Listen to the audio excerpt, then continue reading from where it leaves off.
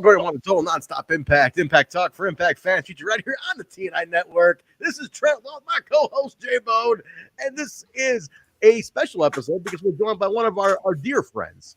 Our dear friends, another a guy who's a seasoned vet in the indie wrestling world, knows a lot of the Impact TNA guys. He's got stories that just every time I peel back the onion, I find out more of these shenanigans that happened in Michigan when he was there running wild. He knows a lot of shit. He's starting his own podcast called the Total Global Pod. Total Global Pod, right? Or Total Nonstop Global. Total Global Impact. Total Global Impact. Twitter is Total Global Pod. Yeah. Total Global Impact. Guys, Adam Impact is here. What's up, man? Good to have you back. What's up, TNI fam? What's up? Welcome back, Adam. Thank you. You guys might notice behind Adam is a palatial estate. Okay, there's the ring. I mean, he's got the TNA stuff hanging out, but there is a palatial estate. I mean, he's big time. He is big time. Big time. I have been told, Adam, that if I ask anybody, any wrestler who ever came out of Michigan, whoever came out of a birth canal in Michigan, if they know who Adam Impact is, they'll be like, yeah, we did X, X, Y, and Z together at some bar at 3 a.m. in Farmington Hills or some shit. Is that true? Yeah, it's true. It's true. They used to call me Handsome Adam back then, but I've gotten older. Yeah, that's a long story. I was in a movie, one of those. So those are two things you do in hotel rooms: shoot interviews and movies. Hey, Rob Feinstein knows both of them. Oh gosh! All right, hello. Those some might remember Adam from his lovely daughter Emily, who joined us on a show one time. She's a total sweetheart. She's a little woman now. I mean, it feels like it was only like a year ago, but she's literally like a little lady now, which is crazy. That's right. Wow. So we'll have Emily back on at some point. I'm sure we'll have her jump in once everything's all settled down here. But Adam, man, what have you been up to? Let everybody know what's going on. What's new with you? Yeah, well, I moved out to Virginia, so I'm out here now. I'm in the Richmond area. I cover the state for jobs. So actually, I'll be leaving tomorrow for Lynchburg for a couple of days, and I'll go down to the beach. It's an awful life. Terrible. Yeah, J-Bone, look at this guy. But no, I'm out here, and I decided to get back on to the podcast world, and I may have an announcement within the next 30 to 60 days for another wrestling related topic, or what do you want to call it? I don't know what you call it, but we'll get to that. So I'm excited about it. Very cool. Very nice. Listen, whatever you got, you break it here anytime you want. There you go. We'll put it out. But man, guys, we are here to break down NWA TNA number 110 on Throwback. It is, what did I do? Did I break something? You guys still see me? My shit's flickering all of a sudden. Oh, you see I got shit flickering over here. All right. You're good. You're good. All right. You're good. Yeah. My monitor flickered. Anyway, we got one episode left. This is it. This is 110 and it ends at 111. That's it. Throwback. And we have done 110 weeks of this. Yeah. J-Bone's been there with me on all of them. It's crazy. So 110 weeks of Throwback is bananas. And we figure, so we got Adam in here today. Next week, Mark will be on, and then we're also going to have First Sabin who was in the Asylum for every show. He went every one of them, and he's usually in the chat giving us some inside info on every segment we've seen. So Sabin's going to be in here and give us some closure on the whole thing on 111. We're going to get the whole breakdown of how it all ended. Nice. Because he was from what as of last week at 109, he was telling us they did not break it to the audience at all that this was happening. But on this episode, Jarrett does mention it. I don't know if you guys caught that. Yeah. Yeah. And it was now that hindsight's 2020, it was pretty plain as day. Yeah. He said the last Wednesday night pay-per-view, it's like, wait. And then you hear this like hush go over the crowd at one point. And we're like, wait, what does he mean by that? Oh shit. So we'll break it all down. But man, Jay, any breaking news you want to get to? Because we're also going to cover Impact on Fox Sports Net number. Is it number 13, Jay? It's number 13? Lucky number 13. That's the lead-in to this show. They always have the Wednesday, Friday, because Fox Sports Net. So Jay's just going to break down the quick results of that one before we hit Wednesday. But any breaking news, anything to cover? We are going to be doing Under Siege review tomorrow night. Yes, yeah. What did not happen live post show? So tomorrow night the team's going to be doing the Under Siege review. It almost happened Sunday, and then I was like, oh, it didn't seem like anybody was going to be joining me, and I'm like, I It was don't Mother's Day. I'm not a mother. You have a wife who is a mother, which you have to do that. I mean, Adam, right? You're your father. You still have to do the thing for the mother of the child. I got her flowers. Okay, that's good. I made her a nice meal. That's it. That's all you got to do. I tried to bring the thunder from down under. She said she didn't want that, so I was hello. Wow. I had to cancel it. They showed up at the door. I said, "Guys, I'm sorry. Get back on the bus." I thought he was talking about himself. I thought he was the thunder that he was bringing.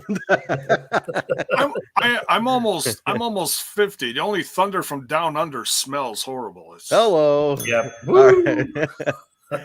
But real quick, also, I want to thank everybody. Last week's throwback, number 109, highest watched throwback episode of the entire series thus far. Ever.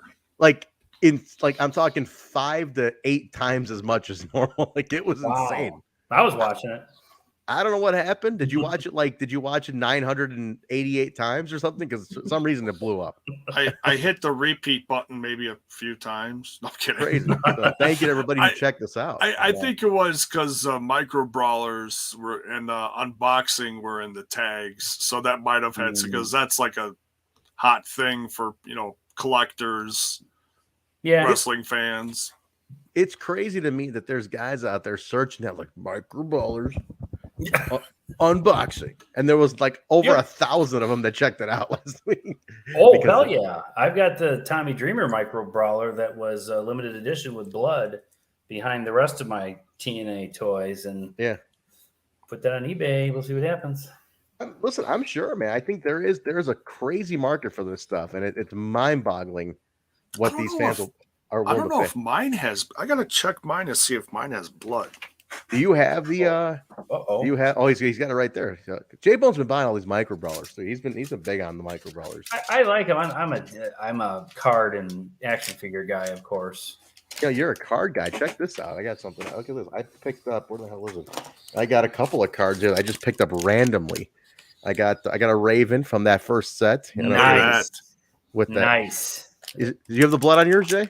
Yep. There it is. Yeah. That's it. Yeah, that came in the impact box, I think. Yeah. It's got the canvas piece. Yes, that did. Yeah. That was back when we all oohed and awed over Tommy Dreamer. Now when Tommy Dreamer gets brought up, it's like a little bit awkward when Tommy Dreamer. I got a t-shirt from that thing. Yeah, it's geez.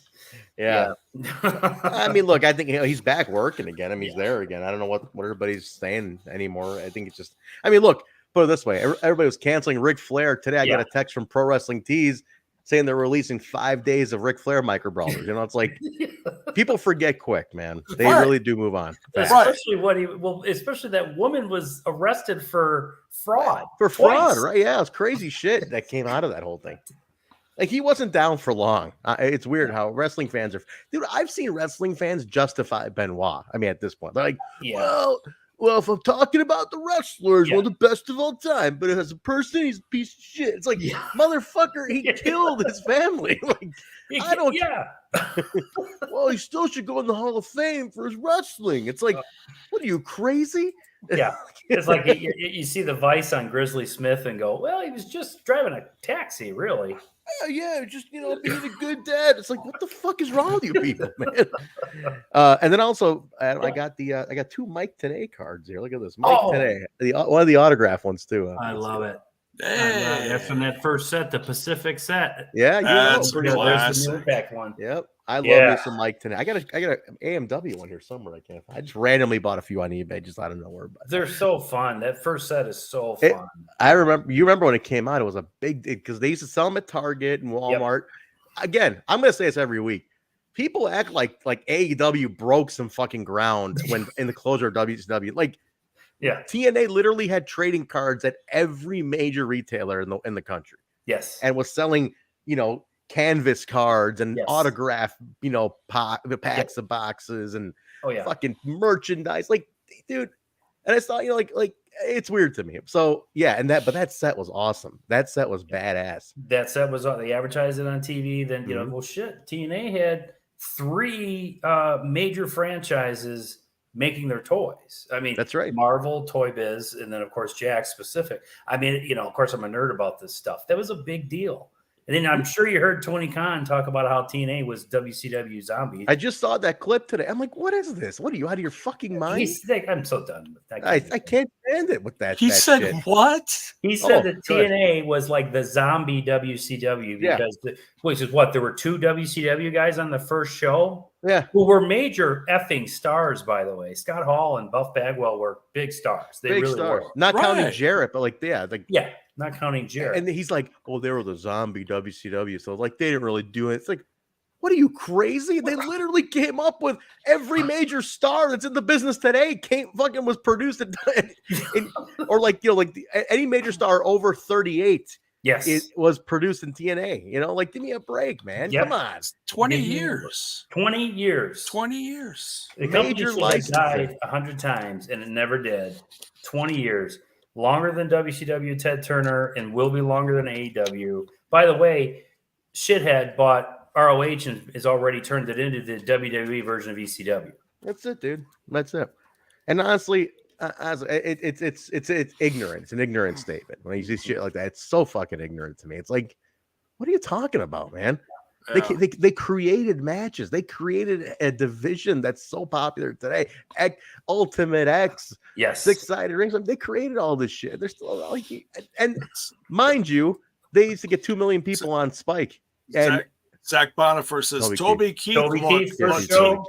TNA did not invent Toby Keith. Toby Keith was a star. I'm just saying, Zach. Settle down, Zach. I'll put a boot in your ass. That's the American way, J-Bo. Don't forget. It is the American way. Listen, so that stuff's wacky to me, but look, 20 years coming up. I think go back and collect that stuff, guys. I mean, honestly, Adam, on your pod, you should do a corner of the show where you talk about the merch. Oh, yeah. Because you're real familiar with it, and you should educate people on what to get and where to get it, too. Because I think absolutely. I want to do a collector's corner for sure. And I think you should. I'll keep bothering Bill about it, but I got some other folks that might be able to come on, or just me. But oh my gosh, I mean, the toys, and I know way too much. I used to write for Camel Clutch. Remember Camel Clutch blog? Yeah, Camel Clutch. Yeah, so yeah. I would get all the TNA stuff would get sent to me, and I'd do toy reviews for the Camel Clutch. That's cool. Stuff was free. There's stuff that I wish I still had. I had to give it back. I mean, it's just worth like there was a 6-sided ring with it had the cage. It wasn't the Toy Biz version because I actually gave the Toy Biz version to AJ Styles. It's a whole different thing. That's Patreon stuff. Anyway, baby.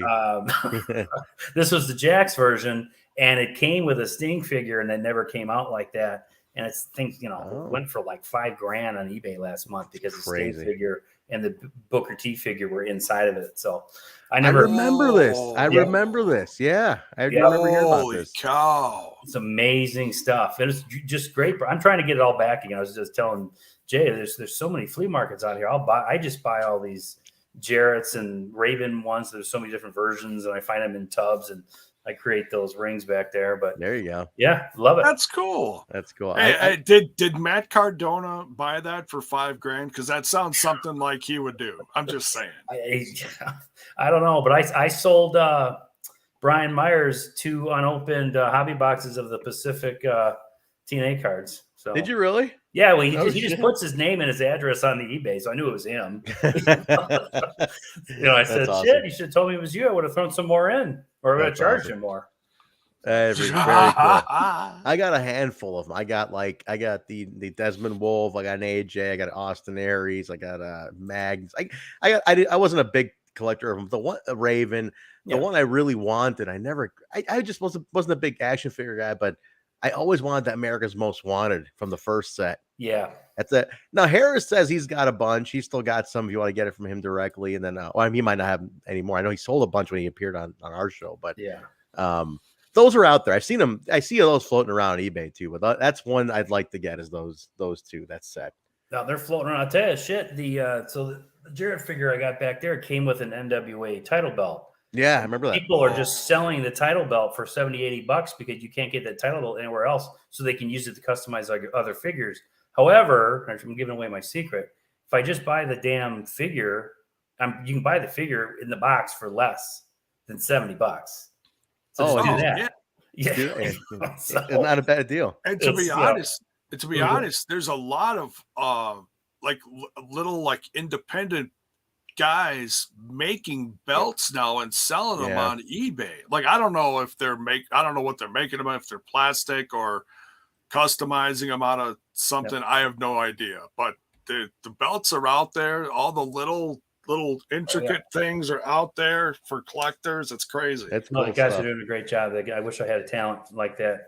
Can't do it. Like I saw Trent's his picture that he just put out. I'm so jealous. I can't do anything like that. Nothing. Which picture? Oh, the frog drinking the. Oh yeah, it was Kermit drinking tea with cans of Kermit drinking. It was Kermit. That's because it's the Kermit the tea meme. Yeah, and I saw it. I went to the museum and somebody had made it out of cans of tea. Yeah, and it's beautiful. Like the photos, I put on my Twitter. It's beautiful, and like I was like, this is unbelievable. A lot of people do this shit. It's really cool. I bought a knife off a buddy of mine. He forges his own knives, war forged knives. Like it's called Warforge on Instagram. I mean, he forges it. I mean, I bought one that was made from a railroad spike. And I'm like, what the fuck is this, man? Like you made a knife out of a railroad spike? How do you do this shit? I'm like, what the hell? So you catch a demon on your way, from the grocery store, you might have to use that thing. Yeah, no shit, man. I am in Chicago. God damn it. But anyway, all right, let's get going. Let's run down Impact number 13, and then we'll jump into the throwback review. So, Jay, I'm going to give you transitional music here. If you have small children, please ask them to leave the room right now. Yeah, that's perfect. That's a good transition. All right. Thank you, Don West. Thank you. All right, so we start out here, and we get informed that James Storm is hurt. Because remember, last week, with all this stuff from the Naturals screwing both tag teams, because we were supposed to figure out who was going to, win the best out of the 3 matches. Naturals screwed them. Well, now we're getting these two going at it one more time. Didn't happen. What we got was Chris Harris versus Christopher Daniels. Oh my God. This was 10 minutes of excellence, and it was all downhill from there. These early Fox Sports Net shows, I forgot how rough they are, because I'm not watching them. Jay will watch them for this. And Adam, I'm like, I remember they would put like one good match and the rest is like, fuck it. Yeah. Right. And I'll just perfect example is the rest of this episode, but Larry Zbyszko has to come out because this match ends in a time limit draw. We don't get a winner here. So Larry Zbyszko comes out and makes a triple threat tag team match for next Wednesday, which is the next episode we're going to cover right after this. Yep. Naturals versus Triple X versus AMW. And I'm like, well, shit, I hope Storm is feeling better by then. Fuck, man. Which he is. So anyways, all right, next we got Cassidy O'Reilly, a.k.a. one of the Hot Shots. The Hot Shot. They brought him back. So Chase is in the Naturals at this point. Right. And Cassidy's doing just a solo Hot Shot deal. That's what he is the Hot Shot. Which one? I always used to joke with my buddy Dave. I watched whether he was hot or shot. Which one he was. Is he hot? Because I remember when they first appeared, and Dave and I were watching. We're like, "What's their names again?" I'm like, "I don't know, Hot and Shot." Mr. Hot and Mr. Shot. All right. But look, Chase looks amazing today. I gotta say, Chase to this day looks like he can go like he's each stepped off the screen 20 years ago. It's crazy. Yep. Well, he was doing the Hot Shots with Chase Stevens in Ring Warriors a few years ago. Cassidy was? Yeah. Oh, that's crazy. So he retired not too long ago, huh? I'm not sure. I'll look it up. Sure. But yeah, you keep going. I'll take a look. I think he's still doing it. I could be wrong, but I follow him on Facebook. I see once in a while. I'll see something from him. Okay. Yeah, he's doing some stuff. I saw him on Facebook. I think somebody took a picture of him at a family outing or something, like his girlfriend or something. And my grandma's talking to my boyfriend. I'm like, that's crazy. I know who that is. There you go. Kind of a strange, yeah. There you go. I don't know how these things end up on my feed. I have no idea. It's not my fault. All right. John McChesney. That's these names, I tell you. John McChesney and Eddie Vila are with Cassidy O'Reilly versus Sonjay Dutt, Amazing Red, and Chris Sabin. Wow. Can't imagine who won that one. Yeah, no kidding, right? All right. Next, we got Heavy D trying to remove Dusty from the seating area because he's got the ticket in his pocket. You can see it sticking out, and he's high-fiving people around him. Like, hey, I'm here for the show, and I got my ticket. I'm gonna sit down right over here. You know. Funny enough, you did not need a ticket to go to the Impact Zone in Florida. You could just get in line. You get a park ticket. Yeah, but that's so old school, though, to have this giant ticket that Yeah. see in the nosebleeds, so everybody knows exactly what he's doing, and to say it over and over again. Yeah. Right. Cassidy is still working. He had one match this year. I guess that's considered work. He's still out there. But he had a WWE run until 2007. He had 11 matches. Whoa. Yeah. He had 11 matches in WWE. I know that's where he left for, but that did too bad, I guess. I mean, did okay, you know. Wow. Okay. Interesting. Go ahead. All right. Then we get this is great. I cracked up. Roode and Bruce Steele. Roode and Bruce Steele. Did they make movies after this? Oh, yeah. Oh, sorry. Yeah. With Jerrelle Clark and Mikey Batts. Those two, Mikey Batts and Jerrelle, like fixtures in the Impact Zone genre. Yep. Oh yeah, yeah. Mikey Versus Bat was in the original intro. He's the one that gets smashed out of the screen. Yeah, that's it. oh my god. I mean, it's just terrible. Roode Steele retired in 2006 in OVW. He was at OVW. That's where he finished up. It was OVW. Oh, he had not too far from this. His second to last match was against a kid named Cody Ruggles. Oh, go for it. I wonder what happened to that kid in 2006.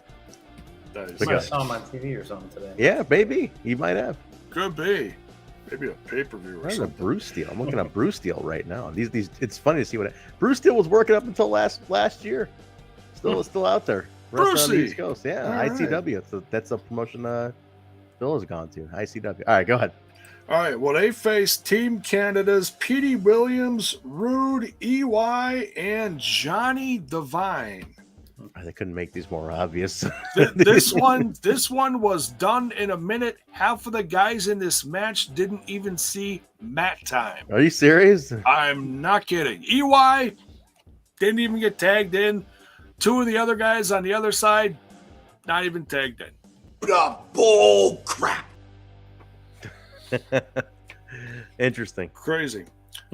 So next we got Russo yelling at Dusty in the back because he gets taken out. Okay, but no, so I forgot to mention one thing. So when Heavy D was talking to Dusty, they went to break and they came back. Next thing you know, Heavy D's drinking at ringside with Dusty. It's like, oh, the security is great in this place. Yeah, no kidding. And they're both drinking whatever is in their cups and stuff. It's most likely alcohol, Jim. I'll just let you know. It's well, it was red. It looked like red punch, but you never know. It could have been what was that stuff that looked like punch and came in the bottle? It was like Mad Dog 2020. Yeah. That was a very fast answer. Very, very quick. I grew up with Kid Rock. Remember, I know what it is. You're showing your age there because I had a little bit of that back in mid '90s myself. Yeah. Whose uncle is this? Thank you. Well, that or Boone's Farm, whatever, one of the two. Oh, and then Mad Dog. Oh man, I got Patreon stories about Mad Dog. Oh yeah, not Holy here. Shit. Not All right. here. All right, keep it down. We got to get through this episode. All right, here we go. So Russo's yelling at Dusty because he eventually gets taken out. Then we got Abyss versus Siaki. Abyss wins. That one's a little better, you know. At least you know the guys, And they're feeding that one into Wednesday too, straight through. That was right, yeah. right. And it's still all the controversy from, Shelley and Goldie are, pointing their fingers at Abyss like contracts. You better not screw this up, mother trucker. Fucking Goldie, man. All right, go ahead. Jeff Jarrett versus Frankie Capone. Where do they come up with these guys, man? I don't know, but when he was coming out, you know how they come through the tunnel and you're looking at the back of them coming to the, like the light at the end of the tunnel there? Yeah. He had like this zebra like jacket and he was like this and he had a big top hat. I thought it was Buff. Yeah. I'm like, holy shit, it's Buff. And then he's like, he gets attacked. He doesn't even make it to the ramp, and Jarrett's all over him. Doesn't even have his jacket off. Hat goes flying into the crowd. It's just batshit crazy. Frankie Capone was trained by adorable Adrian Street and the WCW power plant. Wow. 46 years old today, and is he still working? Let's see the drum roll, please. He is still working. He just had a match a couple weeks ago. Still working out there. I'm gonna start writing these down as he's mentioned. I'm telling you, we gotta follow these guys and be like, shit, we're like have them. It's all in the description of the video. That's great. And then we got the Jarrett one. Kazarian versus Jeff Hardy. Okay, so the bookends of this show were decent. Everything in the middle, garbage. Kazarian Hardy's actually interesting. I'd like to see that one. That's kind of cool. Oh yeah, it was decent. Jeff Hardy wins this one, but then he's attacked by everyone under the sun. Crazy. He's the attack Jeff. Okay, so Kaz and Michael Shane attack Jeff. Monty Brown, Kid Kash, Dallas hit the ring, and then Styles and Truth. Only Styles and Truth hit the ring, and they're like, oh, they're trying to even the odds. And I'm like, you got 1, 2, 3, 4, 5 on one, and Styles and Truth are gonna even the odds? Hey, they're trying. Is this like Steiner math, or did I miss something? I'm like, okay. One of my favorite things about TNA was those like big just the chaos endings where like a bunch of people just run in to make saves. I love that though. That stuff was fun as hell. Yeah. Was that it, Jay? Yes, that is it. All right, that's Impact on Fox Sports 13 leading into this Wednesday, number 110. So let's get to the 110. The guys. Fox. Yep, this is NWA TNA number 110, September 1st, 2004. No, I was on my buddy Dave's couch. This is like Labor Day weekend, shit. I mean, this is a good time. This is like Labor Day week just happening and probably happened. I don't know what happened that year. What day it was on. Whatever it was a good week. We're enjoying it. It's the fall. Summer's over. We're going into fall. Fall in Chicago is phenomenal. As you know, you both being Midwesterners. Mm-hmm. Fall in the Midwest is amazing. So you're excited for September. So I'm happy. I'm a happy guy. Probably having some soup and comfort food at this point. But Adam, what's going on in your world? September 1st, 04. Where are you? What's going on? September 1st, 04. Are you married at this point? I'm in Michigan. So I'm living on a lake in Michigan with my 2 cousins, 3 bachelors with a kegerator and a tanning bed in the basement. All right. Look at that. Pontoon and a boat. This is and I don't remember past that. That's what I would see in the morning at least. But I know I was watching this. I didn't figure out how to do that. But that's what I was doing. 2004. Oh yeah, that's what. Nice. Jay, kind of tragic life was happening in Wisconsin in September of 04. It's a hot Wisconsin summer. There's let's see what was going on then. I think this is back when the street was getting fixed in front of our house, and on the side of our house, well, we lived on a corner, so we had double streets. Streets going one way, streets going another way. They were all tore up this way and that way. Construction vehicles everywhere. I come home. I bring the kids home from school. Where are we going with this, Adam? I don't know. And there's construction guys sitting on the construction vehicles. They're sitting on our front lawn. There's cases of beer all lined up. I can't send my kids outside to go play in the yard because God knows what these guys are going to do. They're a bunch of drunk city workers, just, hey, we're done with our, hey, give me another beer. It's, so I went out and I let them have it. And then we called the city and said, by the way, we're picking up beer bottles in our front yard. We don't appreciate this shit. Well, and the city manager is on the board of Old Milwaukee. This really took a weird turn. Man, this is horrible. All right, this really went nuts. That's okay. That's I know I sometimes it's like just make something up. No, that was a true story. Oh, that's a true story. Okay. That's a true story. Life in Milwaukee.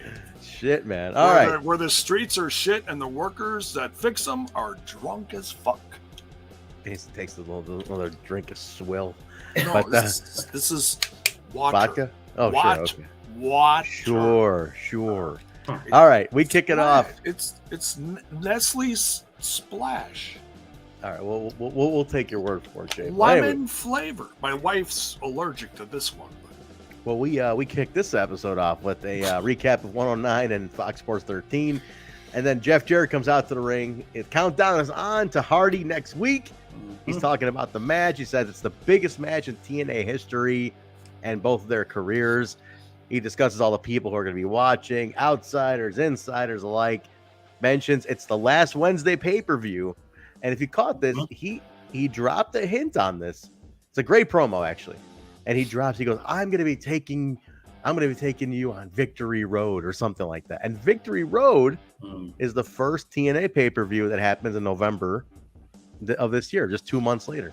So that's the hint that they dropped you, was we're going to Victory Road after that match. And I'm like, look at that little Easter egg.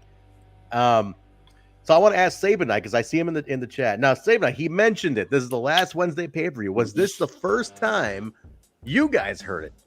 And because I noticed the crowd hushes at this. We're like, whoa, wait a minute, what did he just say? There's definitely a bunch of people go, what the hell that boy just goddamn say? Ain't gonna be no more wrestling in 2 weeks. They're all like, what the fuck? So, but the promo was great.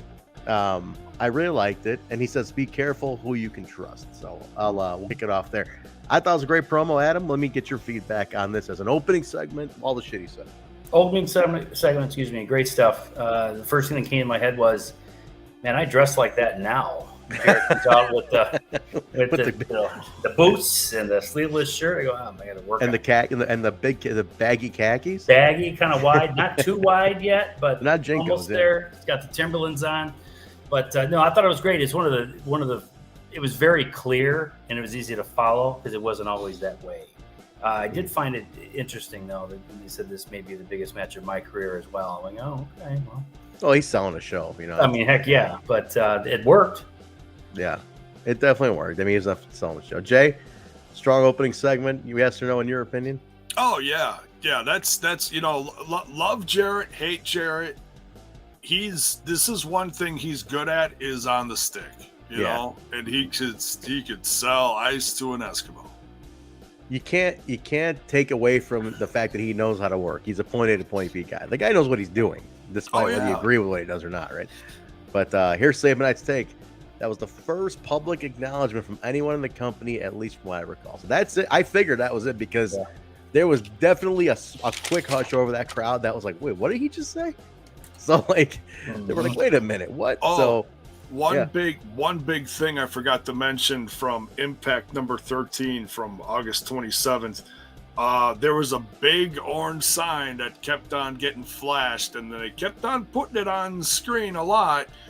Because the stuff that Sabinite was saying last week was really interesting, that they were putting up signs regarding all this stuff and they were getting them taken down. Well, Sabinite said, "Don't sell us out," right? That's what his buddies said. Don't sell us out. Yeah. Well, this sign in the Orlando zone said Nashville jobbed to Orlando. Are you serious? These fucking assholes. Now holding it up to the whole show. Unbelievable. I think Sabin mentioned there was like a sign war between the two groups that was going. He did say there was. Each week you see over the last month or two, you see like a sign here, a sign there. It's not a ton of them, but yeah. How about this real quick? I just want to throw this in there. The Explosion taping results for this show had C.W. Anderson, Nate Webb, and a live journal friend of Save Nights called Eddie Venom. Eddie Venom, Detroit guy? Detroit guy, but it was on my very first podcast. He was also in a 5-hour energy commercial. So, no kidding. Giving you Eddie Venom's a nice guy. Nice. Between you and Save Night here, we got real insider shit going on. This is awesome. But I want to ask Jay. I want to ask you something. This is your first time watching these. You're at the end now. Yeah. Did all this build and this promo hype you for this Hardy match? Are you like, damn, I do want to see this match happen? Like this, like, did it get you excited? Well, I know the pay-per-view happens shortly after this. It's like what you said, like a few weeks, a couple months, 2 months whatever after it is. This. It's like November 22nd or something. I'm still very curious to see what happens in this match, even though I've seen that other ladder match I don't know how many times with Kevin Nash and Scott Hall and that frustrating ending right there. But yeah, I still want to see it because it's I'm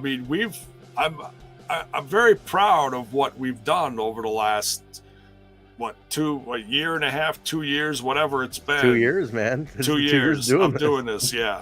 I'm very proud. So I'm very excited to see what this last episode is going to bring. Yeah, that's going to be cool, man. Very cool. So strong open. I think despite whether we know what happens in the match, obviously, but I think Jarrett with that promo sets up a great sell, and that's what I liked about it. He was real confident in that one, and he made some questionable decisions at this point. Like there's definitely even the result of that match. We all know how it turns out. With all the hype, I think they killed it by not putting it on already really next week. But they should have. They might as well try, but they had their reasons, and obviously Jeff had his instabilities at the time, so they probably didn't want to do it. But either way, a great sell at this point. We go to Scott Hudson with Kid Kash in Dallas. That's ending in a week, Jay. The Scott Hudson bell is gone in a week. Just remember. Oh, what are you gonna do with it? I don't know. I shove it down my fucking throat and choke on it. Jesus.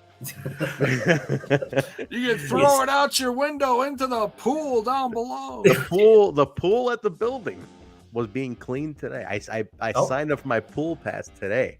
Nice. And I looked outside, and my guy was out there. He was cleaning the pool, ready. And I said, "Oh, here we go, baby." It was 72 degrees in Chicago. I said, "We're almost at fully pool weather here." Wow, it was freaking 48 degrees here. Oh, it's great today. We got 88 tomorrow or some shit going on here. It's insane. Oh, it's going to be ridiculous. Yeah. Almost 90, yeah. Yeah, don't need that. It's not. That's a little too much. I'm going to be mowing half naked. I am. Hey, look at that. If you guys everybody had to Wisconsin. That's one of the reasons I didn't move back. I was going to live real close. Not anymore. Yeah, fuck that, man. They talk about how Kash talks about how he never liked Jeff Hardy. Yeah, never liked you, Jeff. I'm thinking, what I'm like, is he setting up a new feud here? Are they planting seeds for the new feud? And talks about the AJ match. He says, "I hate you, AJ Styles. I really hate you." And Dallas talks for the first time here, which I thought was interesting. Oh, he says the goofiest shit about Jeff Hardy. It's like, "Oh yeah, he was the cute boy in high school, and all the girls liked to play with him." I'm like, what? I'm like, did you go to school with Jeff Hardy? Nowhere near. What's going on here? Though I'll tell you what, Kash, the way he was cutting the promo, sounded so much like. I mean, he's very much molded after Kid Rock, but he really reminded me of Kid Rock and Joe Dirt. Yeah, from like, "Hey Jeff," he's like, "I hate you." I was like, it's just exactly how like Kid Rock was like, "I hate you, Joe Dirt." Yeah. I remember. Oh man, no, it was good. It was good. I love Kid Kash. He's great.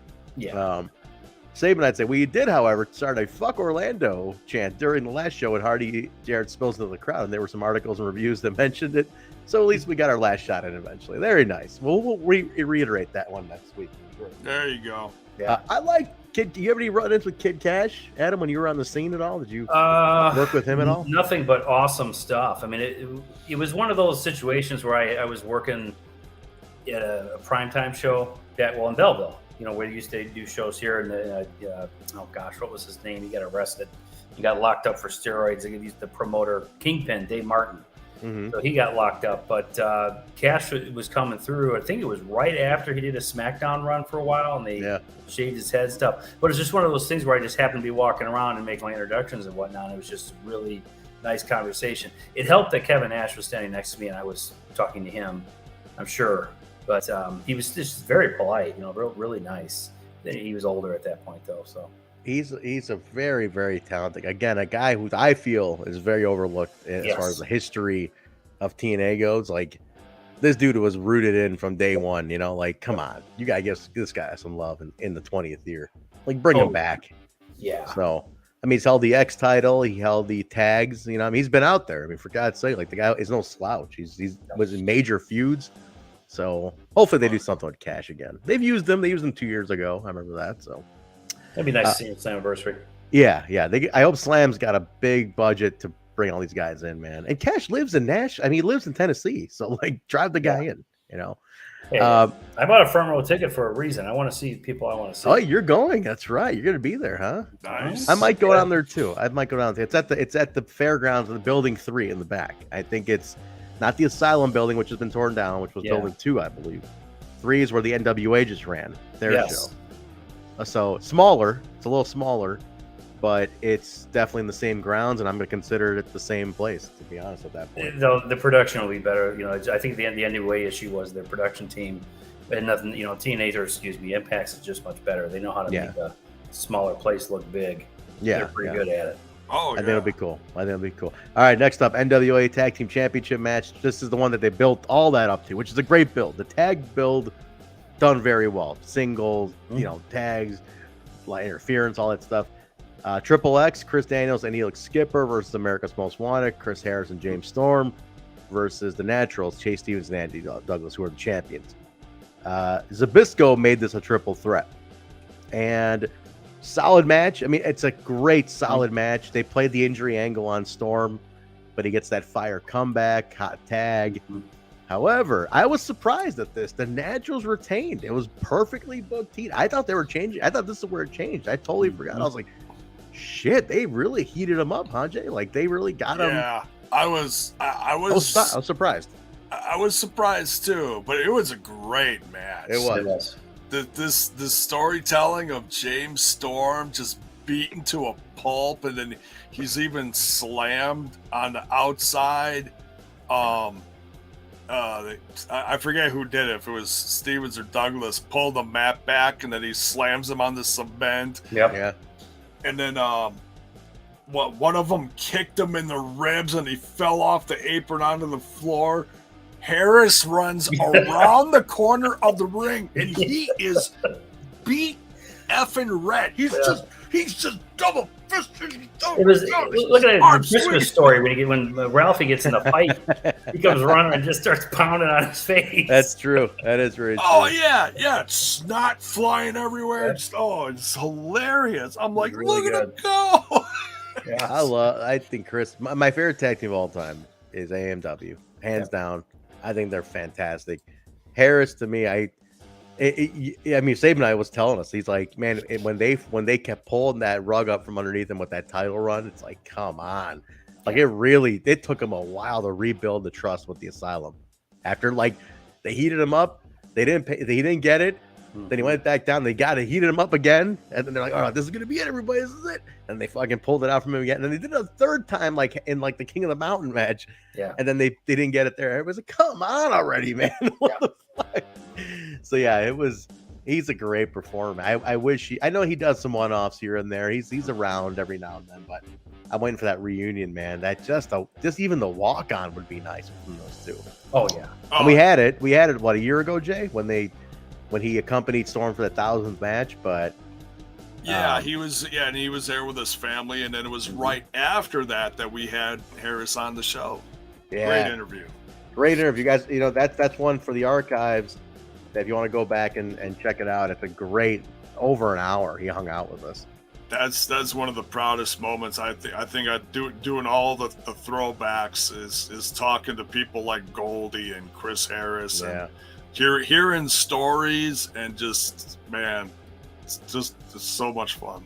Yeah, we'll start doing. We'll get some more of those people back once we're done with these. But Adam, any thoughts on this one, man? I had more notes in this match than anything else. Oh, let's hear it. Just dumb little thing. You notice when Hebner got pulled out of the ring by Stevens? I thought he killed him. You go back and watch it. Hebner gets pulled out, and he gets pulled out like a rag doll. Like not Hebner. You thought? Wait, you thought the ref? Oh, yeah. Rudy. Was it Rudy in this? Was it Rudy or Hebner? No, it's not. No, it's Posey. Posey, yeah, of course. His clothes are too big. Posey crumbles because he hits the fence. Yep. Oh, I didn't see that. I thought he killed him. It wasn't Hebner. I'm sorry. I thought he killed him.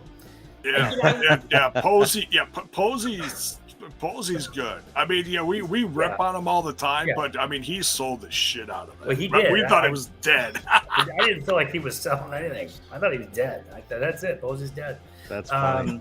Skipper all of a sudden became a martial artist in this. All of a sudden, that's all he kept throwing kicks over, and it was driving me. I get annoyed by stuff like that because that's not what you normally do.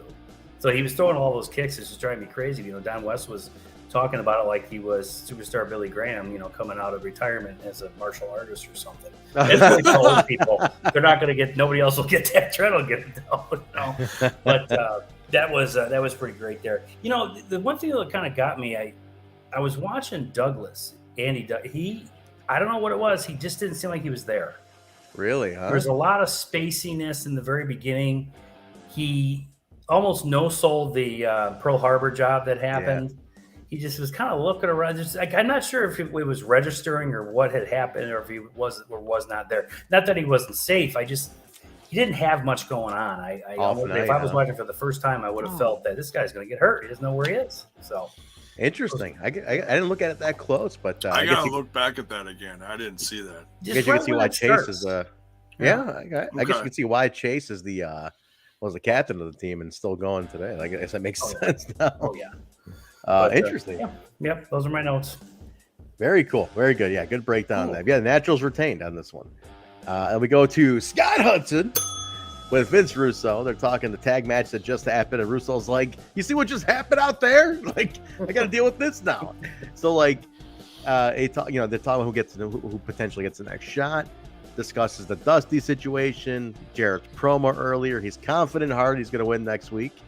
And he sends some motivation to Jeff Hardy. So I mean, they were putting every egg in this. Like, Hardy's gonna win, guys. Just let you know. Hardy, I guess maybe that's why they didn't do it, because it literally was like everybody's like, when Jeff Hardy wins the title, and it's like, okay, well, shit. Well, even at the end of this episode, So, I'm curious if it was ever if they were gonna do it and they decide not to last minute. Because I know that's what happened with the Raven thing. It was a last minute thing, and then even with the Bobby Roode thing in 2013, or what it was, 13 or 14 when Bobby Roode had his title run. It's like they decided that day that no, let's have him lose to Angle, and then the Bound for Glory, the 13 or 11, I want to say maybe. I want to say earlier 11, yeah. And then when they were gonna, and then they decided not to. Then it's like, oh no, we'll turn him heel instead and have him do it. So I'm like, okay, but last minute shit happens. I mean, with all the momentum on Hardy at this point, I'm just shocked. That was a cool little thing with Russo. Go to the match: Michael Shane and Kazarian with Tracy Brooks versus Chris Sabin and Amazing Red. So they're teaming them up now. Mm-hmm. You guys catch the super angry fan who was just dogging Kaz the whole time? Did you see this chick? She's like, "Fuck you," and he's like, "Oh yeah, fuck me." That's my favorite. It's just like, oh my god, fucking piece of shit. And then she was going hard on him, man, crazy shit. And you could see him on the outside of the apron, even when the match is going on. He's on the apron, just dog, "Oh yeah, what's up? You still want something?" And he's the nicest guy I've met. To be honest, he's great. Kaz is great. It was just how is there one random person who just hates Frankie Kazarian that much? She was wicked, man. You haven't seen me with Sonjay Dutt yet? Oh boy. Oh shit! I can't wait to get to the Sonjay match. You go to a live show, I'm all over him. shit. I want to talk about Sanjay when we get to that match. Okay. It's a pretty standard match, nothing too crazy. Shane pins Red after a Tracy distraction, so Shane and Kaz win. Nothing too nuts here. I mean, I didn't catch anything worth talking about. Anything on this one, Jarrett? Adam? Anything you got caught? I just kind of like the drama. Well, not really the drama, but the serendipitous situation. You got Michael Shane walking out with Tracy, and he's teaming with Kaz, and Tracy and Kaz end up together. Oh, that's right. Yeah, Kind of cool. Yeah, they're married today. They're married to this day. Still, yeah. Still married to this day. It's I see an amazing Red is how good he was back then. Right. It's so fast, just like it's so smooth, like it's just unbelievable. But this is when, like, over the course of the last few months, you know, when they started doing Michael Shane and Kaz together, and especially now, I feel is when they really started clicking. Because by the time I started watching after that Victory Road pay-per-view, a couple months later, weeks, whatever it was, oh my God, these two are some of my I know they're calling this like an X Division like feature, you know, because it's all X Division guys. 3 out of the 4 were champs or whatever they said, and all 4 were. Oh no, it was like 3 out of the 4 were 2-time champs, or they said something like that. I forget what it was. All of them held it. That's for sure. Oh no, did Red hold it at this point? Red didn't have it at this point, did he? I thought he did like for a little. Maybe there was. Maybe that's what it was. Keep going with that thought. I'll tell you in a second. Yeah. But Kaz and Michael Shane and even Tracy even had the green on, and they just all looked like they synced so much. I loved them together. I mean, Red and Sabin is cool. Yeah. But Kaz and Michael Shane look like they belong together. Yeah, if they're coming together like that, it almost felt like I had to sit back and go, wait a minute, was there ever a X Division tag team? Because I was thinking it felt like they were going for a title. Like, yeah, well, they were co-holders of the X title at one point. Oh, okay. Yeah, that whole went great. Yeah, Red was champion at this point. He had held it May of 2003. Okay. So he did have it. So Red was a champ at this point.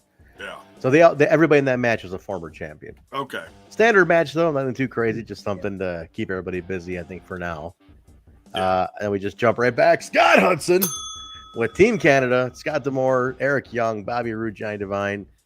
Hudson is like, who's going to be their mystery? Here's the funny thing. He's like, who's going to be 3 Live Crew's mystery teammate? And then he proceeds to name off a bunch of Canadians. He's like, Geddy Lee, Bubbles. I'm like, Hudson, we're talking about who 3 Live Crew's mystery partner is, not team. Why are you naming Canadians? He's like, is it Bubbles? Is it Geddy Lee? I'm like, great choices for guesses, but why would they choose a Canadian? Who the hell is Bubbles? Bubbles from Trailer Park Boys. No, Trailer Park. You guys ever watched Trailer Park Boys? Yeah. I've never seen it. Yeah, well, you could pass for Bubbles' dad. Put it that way. I'm going to show you Bubbles. Hang on. Here's Bubbles. I'm going to show you Bubbles. But it's Scott Hudson. This is where Scott Hudson really. Well, I was like, come on, man. You're like, what are you doing? It in. Yeah, he was phoning it in. Let me show you Bubbles. I'm going to show you Bubbles, and you're going to be impressed with Bubbles. Here, hang on. All right, let me share the screen here. Bubbles. All right, anybody in the chat? Nobody watches Trailer Park Boys? Come on. I was thinking of somebody else. No, the Trailer Park Boys, man. All right, Jay, here we go. This is Bubbles. Yeah. That's Bubbles. That's Bubbles. Look at this. Oh Bubbles. My God! You've never seen Trailer Park Boys? That's my cousin. I'm kidding. Cousin Bubbles. Wait. Oh, here we go. Wait, here we go. Yeah, there you go. Bubbles. There he is.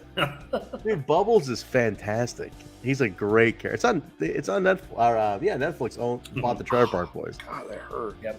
I highly recommend people watch the Trailer Park Boys. I'll watch an episode. Start with the episode. Try. All right, start with the episode called "Closer to the Heart." It's where they kidnap Alex Lifeson of Rush. That's a great. It's a great Rat song. It's a great Rush song.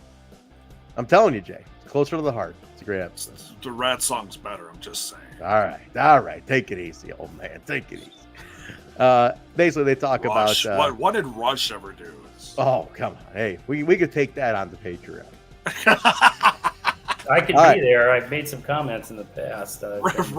Rat versus Rush. Ding, ding, ding. Rat versus Rush on TNI Patreon. All right, now we're at the X Division title match now. I want to hear Adam's thoughts on this one. All right.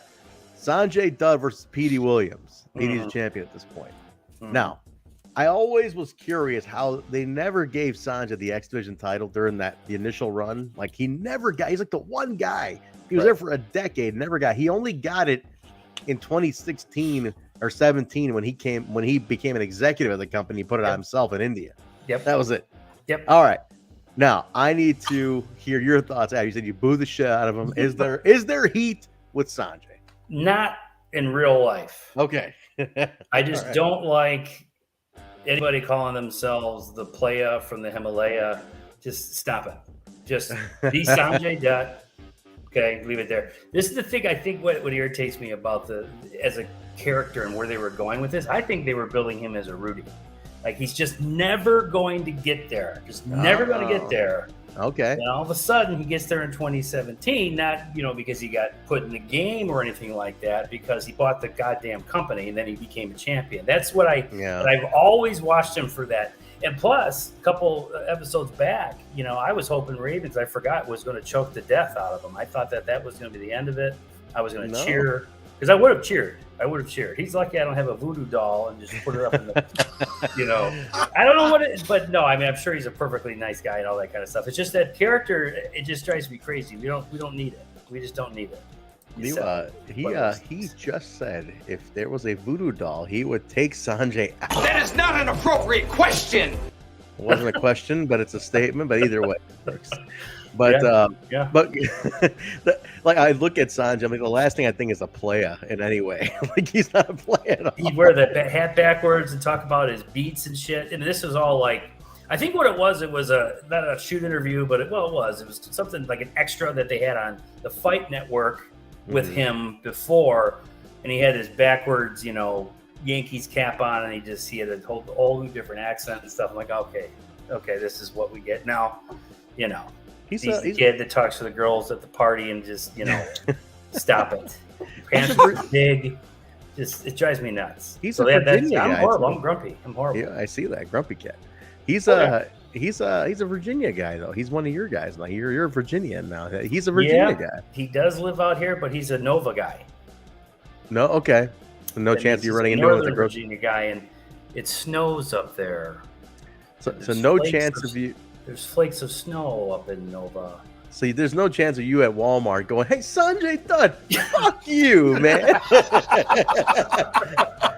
I could drive up to like Fairfax or Arlington and find him at a Walmart somewhere. Just be like, I still got it, baby. I still got it. He'd be outside, protesting something that's going on because his snowflake tears are just getting to be too much for him.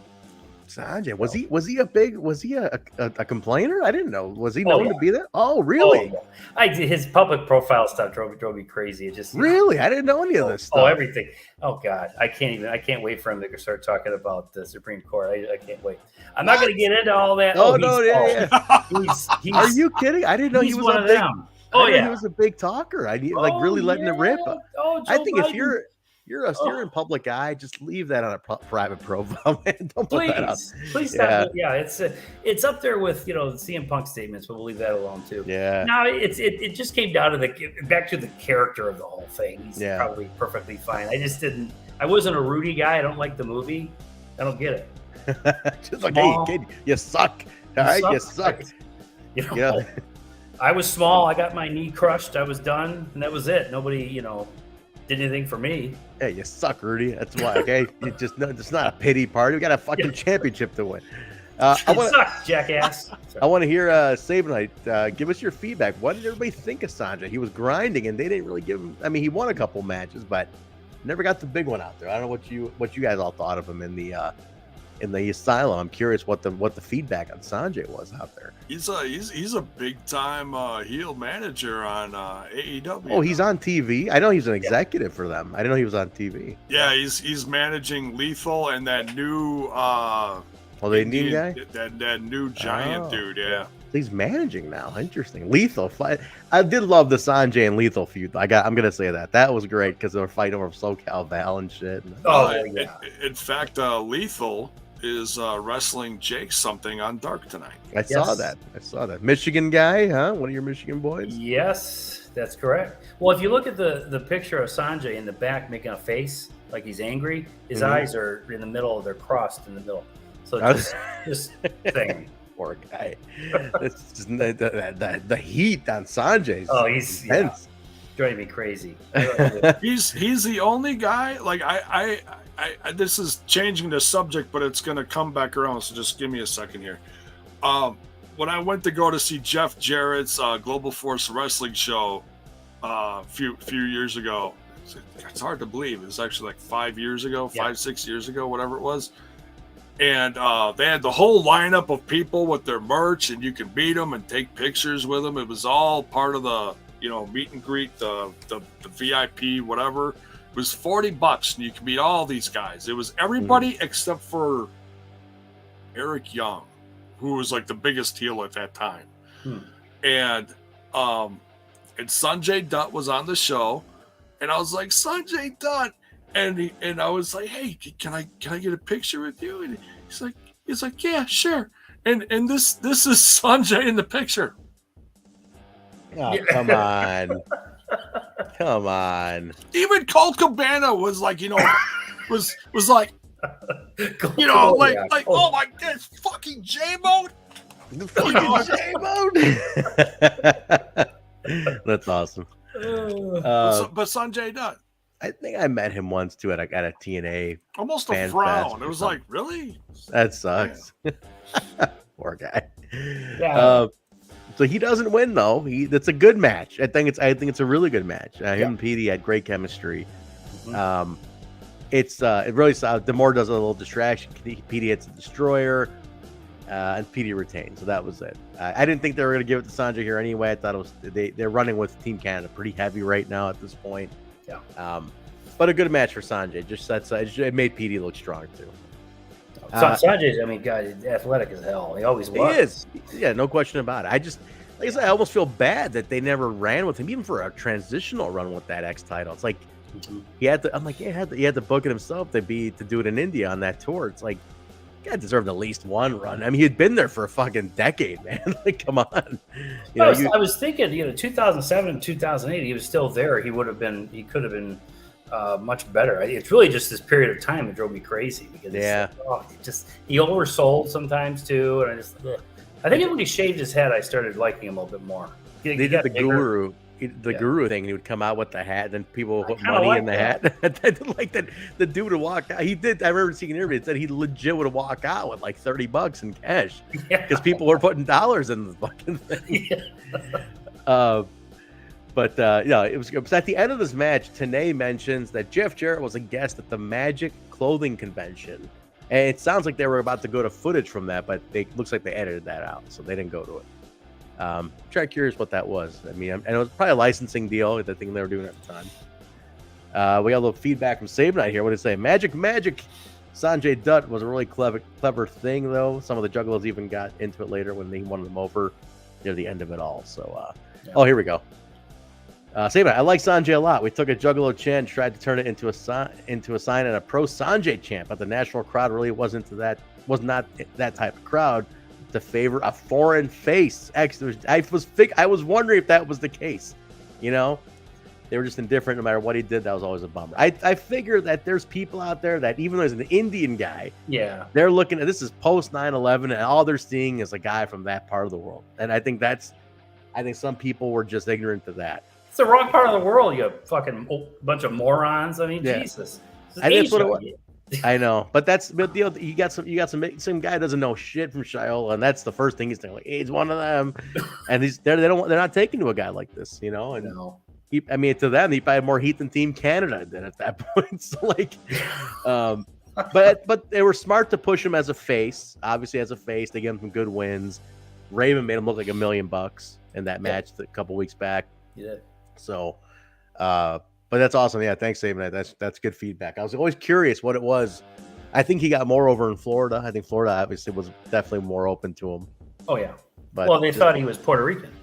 Yeah, did they really? Is that I'm just trying to see if I can get canceled while I'm on the show today. Oh, come on. Hey, we got one episode to do of this, and we're going to get canceled before we finish number 111. Scott Hudson, 3 Live Crew with him, BG and Konnan talking about Dusty, and then the upcoming match against Team Canada and who their mystery partner is going to be. So they don't reveal it until we go to the match. It's Team Canada, Bobby Roode, Eric Young, and Johnny Devine with Scott D'Amore. 3 Live Crew's mystery partners, BG, Konnan, and the Midnight Riders. So if anyone watched old NWA from the mid 80s, you remember there was a guy named the Midnight Rider who won the NWA heavyweight title, but was stripped of that title because he wouldn't reveal his face because a masked wrestler could not be heavyweight champion at the time.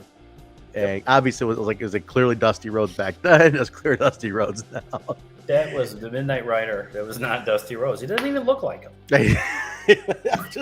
I love the shot to Russo, Jay. Yeah. Like while Dusty's coming out, Russo's like, "What the?" God. Like he's like, "Are you kidding me with this shit?" Like, it was great. Russo's reaction is priceless. He does this. Yeah, he just flops. Like it just his head flopped. I love that. I was dying. You know what's brilliant about Vince Russo, and this is what I think years of watching him and whatnot is, he gets people to really believe that he doesn't like classic wrestling, like he wasn't a fan, and being able to act like, oh God, Midnight Rider, and be able to do that. There's people out there that really think that he feels that way. He said on several occasions that he knew that wrestling had to go in a certain direction. But he never hated any of the old stuff. He doesn't hate those. Yeah. But it was just so perfect how he would act like, oh God, all these marks watch my shoot interviews and think that I can't stand Dusty Rhodes. It was just brilliant to me. And then he comes out there with cowboy boots on just for the shit of it. Oh, that stuff was great. Russo and TNA to me is a underrated gem. Yep. He said it when he was on our show. He said it's some of the best shows that barely anybody saw because they were behind a paywall. Yeah, and that's what I was saying. Access should be running these in order. They should have been running them in order leading up to this 20th year, or they should be blasting just doing fests all day of Asylum. Like, show people the gems this shit had in there, man. So, good stuff though, man. He's brilliant. I definitely want to get him back. He's so busy nowadays, but would love to get him back to wrap the whole thing up, put a bow on the entire Asylum, but. It would be cool to talk to him. But yeah, great stuff. Anyway, Midnight Riders out there. They're doing the whole thing. It's great. Ryder pins Devine. D'Amore throwing a fit on Russo. Like, are you kidding me? And Russo's freaking out. Ryder exits through the crowd, and then he even does this, J-Bone. He kind of does like a little like we're seeing from the back, but he does like shows his face to the crowd. Like, it's me. It's like he puts the face like the mask down and shit. So yeah. Hogan steals that later as Mr. America. The whole thing. I think later that year? Later the year they did that. It's terrible. We blocked somebody in there, Jay. Somebody being a jerk in the chat. What's going on there? Oh, this guy. I'm not even gonna mention his name because he and I are having a lovely little conversation in the chat-a-rooney over there. I got one thing to say to you, Mr. Surfy Nuts. You're nothing but a selfish prick.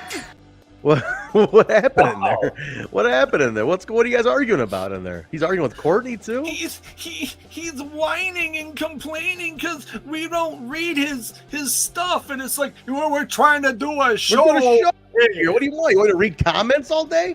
Look, I'm gonna read here. Surf. No heat, but look, man. Sabin Knight was in the Asylum. Yeah.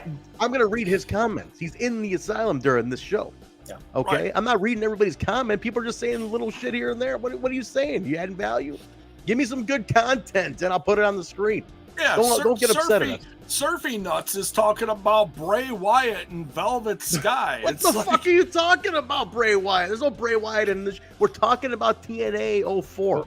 Yeah, look, if you want us to review the Bray Wyatt Velvet Sky video, we'll do it on Patreon. Yeah, We're join not the doing Patreon. it here. Yeah. How about Jay? You know what you do? Anytime someone's getting out of line in the chat, just tell them to join Patreon.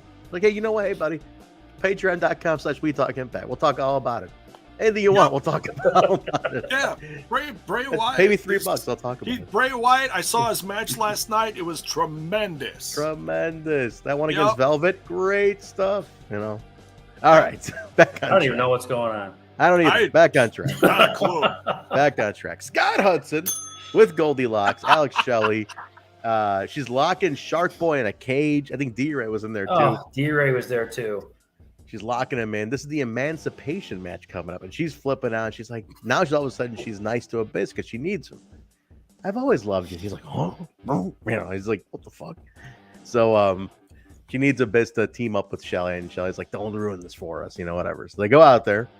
The emancipation match, Abyss and Alex Shelley with Goldylocks taking on Sonny Siaki, and his mystery partner is Eric Watts. Actually, not a mystery partner. They revealed it already. It's Eric Watts. Eric Watts. Sorry, it was mystery the week prior. And Desire is out there with him. Yes. Now, guys, fucking Eric Watts is so over. It's bananas to me. Yeah. Yeah. And this, I was waiting. Like, Sabin, I need a full assessment on the Eric Watts love. I think you've told us before. I need the whole thing now. Like, he had been gone for like a year at this point. Yeah. And this dude comes in and he's not dressed like he's dressed down. Like, this dude, they love him. And he's energetic. I like him too. Like, I dig him. Like, I think he's very energetic. Yeah. He's fun to watch. But why is the Asylum like bananas over him? Adam, I don't know. What do you think? Have you ever meet him? To be quite honest, Eric, so when I first saw him, with TNA, I didn't know it was Eric Watts. I didn't recognize him as Eric Watts from WCW or Eric Watts from Power Team 2000. Right. I just heard. I honestly, because I didn't know yet, thought that he was just another kid of Bill Watts, or he just took the last name. He's just that. I think, and I'm sure Sabin would tell us more. It's that Tennessee football player. He played football at Louisville. He's an ex. In Tennessee, the Titans are a thing, but not really. It's all, it's just one of those things. And he came out the ring and he's fire. And he can do one of these numbers. He's dancing like La Park and just having a great time. I mean, yeah. And has anyone seen his wife?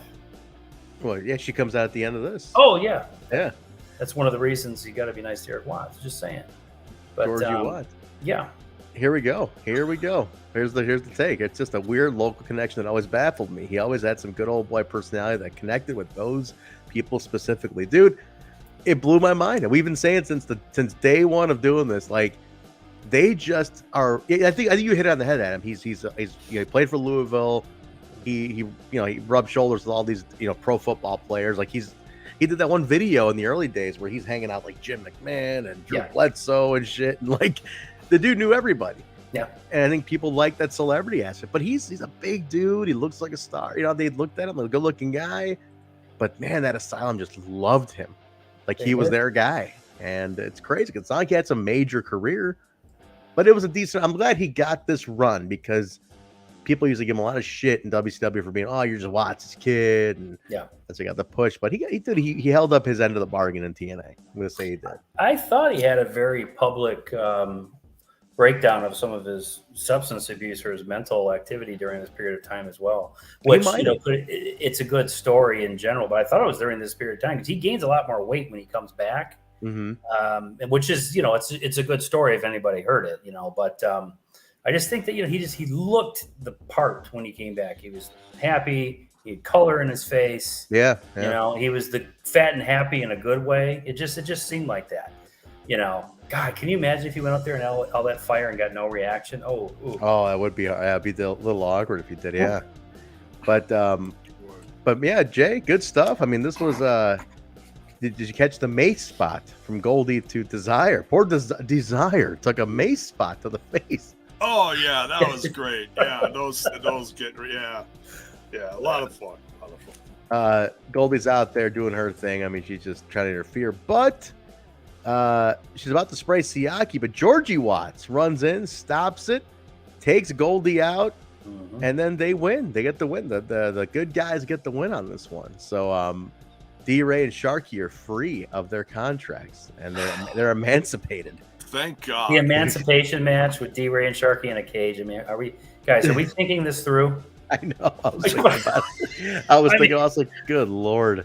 Good Lord Almighty. It was like, oof. Nobody puts D-Ray in a cage. Oh, God. Oh, man. It was something. It was something, man. I was like, geez. But like in a cage, dude, you had to put him in a cage. You could have just had him in the back, like with a lawyer, so he could get out of his contract. But you had to put him in a cage and call it the emancipation match. What are we doing? I was like, you got a fish and a black guy in a cage, and you're calling it an emancipation match, and like, there's a dude with chains. Like, what the fuck's going on here, man? And nobody says a word. Nobody says a word. Those people down there, like our friend Sabin says, probably wrote it. So I'm just like, they're probably like, whatever, like they don't care down there. But I mean, I don't think most people thought it that far back then, in this kind of stuff. Now you get called out. Quick. Yeah, there was nobody thought about it. Then again, it didn't cross my mind initially, but the more I thought about it, I was like, it's a weird word. You could just call it like the I don't know, the contract match or something. Yes. The emancipation match is a little heavy of a word. But they win. They're emancipated. Scott Hudson with Monty Brown talking the title match next week. What it means for Monty. Monty's just amazing here. Great promo. He's a Michigan guy too. Now he's and he runs with Monty. And he runs with Monty now. I imagine you have to come across him at some point. So Monty, when he first this is what introduced me to TNA in general, and when I became such a huge fan. Oh, let's hear this. So I used to go to shows in Livonia, Michigan, that was held inside a paintball arena. Nice. Which was pretty cool because it was really big. The first show I went to had Terry Taylor, Simon Diamond, Chris Sabin versus Frankie Kazarian. It was the Battle of the Future, so they both were the Future. Yep. Monty Brown tagged with, I'm losing it. What's his name? Oh, God, he wrestled the WWF. He was a Intercontinental Champion, huge black guy. Used to put the damn knee pads on his thighs. Pearl Harbor Plunge. G-Lo. No, Ahmed Johnson. Ahmed Johnson. So it's Monty Brown and Ahmed Johnson versus Jim Neidhart and Hawk from the Road Warriors. Are you kidding me? Gangrel versus, I think it was D-Ray 3000. It was insane. What year was this roughly? Just before TNA started. Get out of here. Oh, shit. Really, it was about a 3 to 6 month in between TNA starting and like guys getting fired from WWF and all these other things. It was just like perfect timing for this. Truth Martini was always there. Nice. He was, I don't know if he was wrestling, but I think he had some guys from the school working it. Sabin was there, so he was with Martini. But I saw Monty there, and I just looked and I go, oh my God, I got to look him up. And I figured out, he played in the NFL because I recognized him from the Bills. Yeah. So, that was one of the greatest things I ever seen. So ever since then, anytime I saw somebody I saw at the paintball academy or what it was called, I was really excited to see him on TV, and they became my guy. So. Was that the Max Pro Arena? Is that Max Pro Arena, my friend? That's it, huh? MXPW, is that the company? That's it. I'm looking at it right now. Livonia, Michigan. I see Monty had a lot of matches there. He fought Yukon Braxton. CK3 was another guy who he was AAW guy for a while too. CK3. Man, I've seen it right here. There was a bunch of shit there, man. They did what else is Yukon Braxton did a bunch of stuff. Monty did a lot of he was out there a lot for sure, man. He was out there a lot. We had Yukon Braxton. We did a memorial show for him. He passed. He died? Yeah, he passed. One of my favorite characters though was the Hacker. He used to beat the shit out of guys with keyboards. But those things just shatter. So I thought it was the greatest damn thing I've ever seen. I don't know if he's somebody else now. I think he's Gutter. Gutter used to wrestle in the Chicago area too. But he was Eddie Venom, those guys, Nate Matson. Yeah, Nate Matson was here a lot. Yeah, we know Nate. He was an AAW guy for a while. But it had been a long time since I stood up in the front row and got really pumped up. And that was Monty Brown and Ahmed Johnson. Those two guys giving me a high five that freaking broke my arm. I mean, it was awesome. Big dudes, man. There's a Gangrel's lot of teeth fell out too. I thought that was pretty sweet. that's fun. I'm looking at right here. Here it is. Actually, here's the match. I got it right here. I got it, Adam. It's Gangrel and Sabu defeat Ahmed Johnson and Monty Brown. That's it. Sorry. Yep. MXPW aggravated assault. Max Pro Arena, Livonia, Michigan, March 7th, 2003. Oh, 2003. Okay. Yeah. 2003, man. That's the one. Yeah. How about that? Like, you remember That that? was good. Yeah, that's spot on. That was good. Did you ever go to something called IWF in Michigan too, up in Taylor and Jackson? Oh, Taylor. Yeah, that's where I used to see Nate down there at the Taylor Sportsplex. That's it. The Taylor Sportsplex in Taylor, Michigan. That was a big IWF one. Resurgence. Very cool. We're definitely going to talk more about some stuff about that. But here we go here. Gutter came in at one point, did an explosion match with Sabin, and it was a total banger. How about that? Look at that. Thanks, Nice. Sabin. Gutter was talented, man. You know, obviously Sabin is, but yeah, he ended up being a trainer with Truth Martini School, but House of Truth. Yeah. So. Gutter. Now, hang on. Skull's in here. That's my guy at AAW. Did we ever have Gutter? Did he ever work AAW? I'm curious now. This might be, it's during my fan days. I wasn't working at the company at the time, but I wonder if Gutter ever worked AAW back in the day. I'm curious. These guys, man, I'm telling you, the history of some of this stuff. Oh, yeah. It's great. It's great. Midwest is something. It's something, man. It truly is. But yeah, great interview from Monty. Just hypes it up. We got a video promo for Hardy and Jarrett. And then we go to the Don West and Mike Today breakdown. Don West, red on red this week. Yes. Sexy. Very sexy. During the hype, he's very he's fired up though. Don is he's drinking like Monster at this point. He was really hyped up. Dusty Rhodes is walking through the crowd. He's got a ticket clipped to his hat. It's this big. Yeah, it's giant ticket. And he's like, actually, I want to know from Sabinite. Yeah. Were the tickets really that big? Like, were the fucking tickets gigantic tickets? Like, Dusty's ticket that he had is like huge. And Mike Day's like, you just missed the Midnight Rider. He goes, oh, you got to be kidding me. He was my favorite when I was a kid. And then Vince Russo comes out. He goes, what am I supposed to do with you? What am I supposed to do with you? He's like, what are you talking about? He's like, you got to be kidding me, Dusty, with this shit. So he's like, all right. He goes, how about next week you give me Scott D'Amore? And he's like, I'll give you Scott, but no interference. Everybody's barred from ringside, and you got an impartial referee. I will be the referee. They agree. We're on our way. So that's going to close out. Oh, and if D'Amore beats Dusty, Dusty has to leave. That's right. That's right. It was like stipulation match, and Dusty having to leave. So. Oh, and the best, I didn't throw this in there earlier, but the best part about the Midnight Rider being out there earlier is D'Amore absolutely losing his ever-loving mind. Yeah. I love the Midnight. Dusty Rhodes! I love I could hear him. I was in the other room. Yeah. I could hear it on the TV. You heard it throughout the match. This is the interesting comment that Sabin saying the Michigan guys were coming for Explosion were always the best. Which a lot of them did. A lot of Chicago, Michigan guys were coming in, including a lot of guys, Skull and I know from AAW. I do remember Jimmy Jacobs saying he'd never waste his time doing it again, though. The irony of that is he's the head writer of Impact right now. Yeah. How about that for some irony?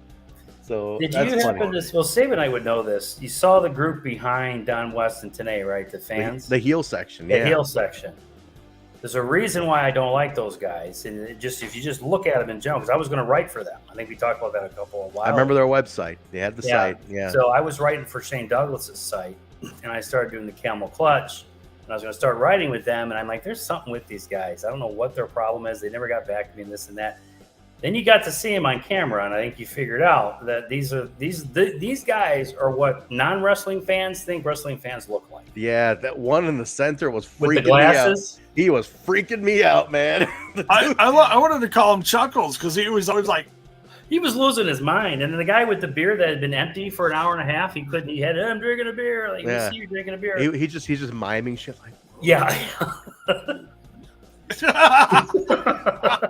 Like he's definitely doing it to be a goof, but he's miming the entire time. But the guy in the middle freaked me the fuck out. He's like, those glasses. He looked like Bubbles, I guess. He did look like Bubbles. J-Bone, I take it back. That guy looked like Bubbles, not you. That guy was. I mean, Dusty wouldn't look at him. That's the one thing I noticed. He wouldn't even look at him. Dude, they were trying to get Dusty's attention. It was not. But that said, Sabin I'd talked about the heel section guys before, but I don't know if you got a fresh take, Sabin. I'd let us know in the chat, man. What the heel section? What is with those fucking guys, man? I still see him in Wisconsin every now and then, Jay, at Turner Hall. I'll see him every now and there's like 3 guys who are still wearing heel section t-shirts. I'm like, I think it's the same fucking guys. Oh, it's got to be. You know. They showed up at the Appleton show, that Global Force Wrestling show, and that was the first time I ever even heard of them. Who are these guys? They were around in all the indies in those days, man. I mean, there was like a little network of them. They made shirts and shit, but I was like, fuck. I mean, I'll give them this. They got around, with the early days of the internet. They definitely sred the word around the scene. They sure did. It's like the Aryan Nation. They had their fuck. What a comparison. I met those guys. I'm just saying. Here's the fucking. Here it is. Yep. Yeah, and here we go. I could go on a long talk about the heel section. They're fucking weird. All right, save this for next week. I want to hear. We're gonna break these fuckers down next week. Yes. Because I definitely got to hear whatever story you got about them. Because what we'll do next week, we'll make it a little longer next week. We're closing the Asylum days out, so be prepared to hang out for a while, guys. 5 hours. We'll try to run through this. We'll try to go steady through the review, and then we'll have a discussion at the end. But I want to hear about that shit. But look at this. One of them actually managed me for a few matches. Most of them were bitches. Yeah. Fuck. All right. Fair enough. Sabin I did work, though, Adam. He was working for a little bit, too. Nice. So, very cool. Very, very nice. All right. We're almost at the end here, guys. All right. So, Scott fucking Hudson. This is the last Scott Hudson for the night. He's with AJ and Ron Killings. Yeah. And talking about the Asylum Street fight. AJ targets Petey. Truth, actually, at this point, reiterates, and it jogged my memory from the early days. He is the one who named it the Asylum in a promo, which is fun. It's just kind of fun. It's fun little trivia. Who called it the Asylum? It's the Truth. Yep. And I remember when that happened, Jay, we were like, oh, no way. It was the Truth who called it the Asylum. Remember, we were watching this. Yeah. And then they show a video package. And then we go main event. It's the Asylum Street fight. AJ and Ron the Truth Killings versus Kid Kash and Dallas. I thought the match was great. This was batshit cuckoo. I loved it. And I love the fact that both those guys wore matching camouflage. I love it. Yeah. Purple and white and gray, whatever. Yeah, the purple and white camo pants. That I loved it. Matching headbands. They did, yeah. They went to the swap meet before the show. It's in the parking lot. I'm just saying. Oh, it is. That's right. I'll tell you, no, it looked great. I think these guys, they look great in there. I thought everything looked good. Dallas is really coming to his own at this point. It was awesome. I think everybody looked strong. They really had a good thing going here, and fun stuff. I had fun stuff. Truth pinned Dallas for the win. Team Canada came and attacked them. 3 Live Crew comes in. Kash puts AJ through a table via Hurricanrana. Oh, that athleticism of Dallas was shocking then. Mm-hmm. Yeah, it was intense. Like, what is he doing? And that table was just exploded on impact. That was huge. And the fact that, I mean, the camera work is a mild miracle of God throughout this whole match, because people are literally getting thrown all over the place throughout this. I mean, people, like Tanae says, it's like, if you're here live for this, you bought a ticket for this, you got your money's worth tonight, because there were people getting in the face, like especially towards the end when they were trying to get it back towards the ring area. Mm-hmm. There was one guy, and I almost missed this. I had to replay this. One guy got in the face of Kash, but was just off camera, and was yelling at him. And Kash turned around as he's like going through like the fenced area, back to the ring area where the mats are. He turned around, looked at him, and said something to the effect of, "Why don't you come over here and we finish this?" like leave your seat and come over here where the wrestlers are. That's funny. Like, oh my God! There were a couple times I thought I saw AJ having to pull the barricade away from some people because they wouldn't let him take it. He was trying to make space for the flip. I'll have to watch it again, but it looked like he was pulling it and somebody pulled it back. I don't know. Are you serious? It was kind of a strange. I'm like, why would you do that? I did like Kid Kash getting in the face of that lady with the balcony she had coming out of her sweater there.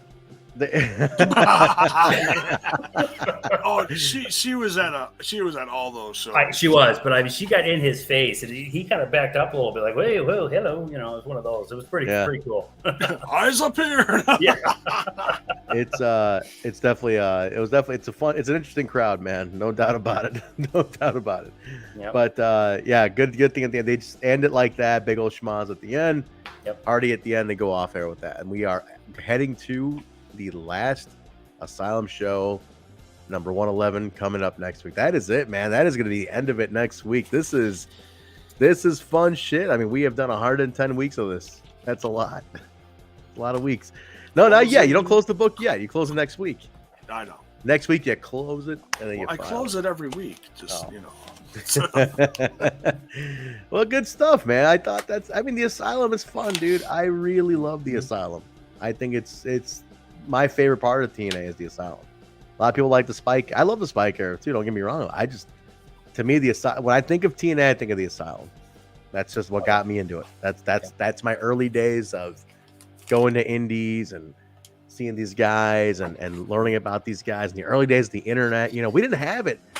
I mean, TNA didn't benefit from early internet. It was early days. They didn't benefit like today, right? With exposure is now. They still had it, but today it's so widespread. Twitter is, so widespread now and shit. So, but fun stuff, really fun stuff. It was all about the message boards, you guys. That was back in the day. It was the message boards. Yes, you were a message board warrior at the time.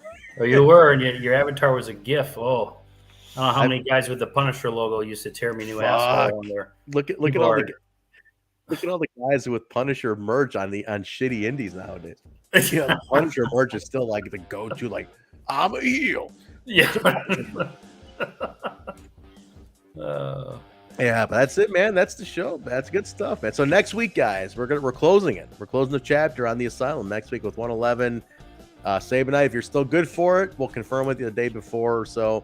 Make sure you're still good for it, but we'd love to have you in just to get that final insight. Mark should be on it as well. We'll steady go through the review, and then we'll talk. We'll just kind of chat about the whole thing, put a ball on the whole thing. That'd be real nice. Sabin, hit me up on Twitter, and then I'll get you the link. There you go, man. So that's it. Adam, any closing thought? I appreciate you joining us, man. That was fun. Yes, thank you, Adam. Glad you're feeling better. Oh, thank you. Yeah, I appreciate that. Hopefully, I didn't get us canceled. No. I have a very strange sense of humor but Trent knows how I am at work. Yeah, he's nuts. Got my own parking spot. It's just different. He's a fucking G, dude. You understand? Adam goes there. He like slaps people around and like just gets his way. It's nuts. But with his daughter, he's a softie. He's a fucking teddy bear. Oh yeah. That's my wife, my daughter, and the cat. No, can't fuck with the family. But with anybody on the outside, he's a tank. He's a tank, J-Bone. You should see. I heard one time that this guy was trying. He was at the grocery store getting his groceries bagged, and the guy put his eggs in with his canned foods. And I heard Adam just fucking pile drove him right in the middle of the aisle right there. He just fucking pile drove a guy at the Walmart. At the Walmart bagging station. Yeah. On top of the eggs, right? On the eggs. He said, fuck the eggs, fuck Walmart, right I'm going to Target. That's on top. Several reasons why, but the first reason is that's just not how you did it. You did an improper job. Beat him to a bloody pulp. Fired. Over eggs. That was it. A real story that sounds like that, but that's for Patreon. That's Patreon. All right. Sabin says he's in, Jay. He is all in for next week. So we'll get you a link, brother. Thank you, and you'll be there. But good shit, man. Listen, Adam, plug the podcast one more time. What's going on? When can we expect it to launch? Yeah, so the podcast should launch by the end of the week. So it should launch this Friday.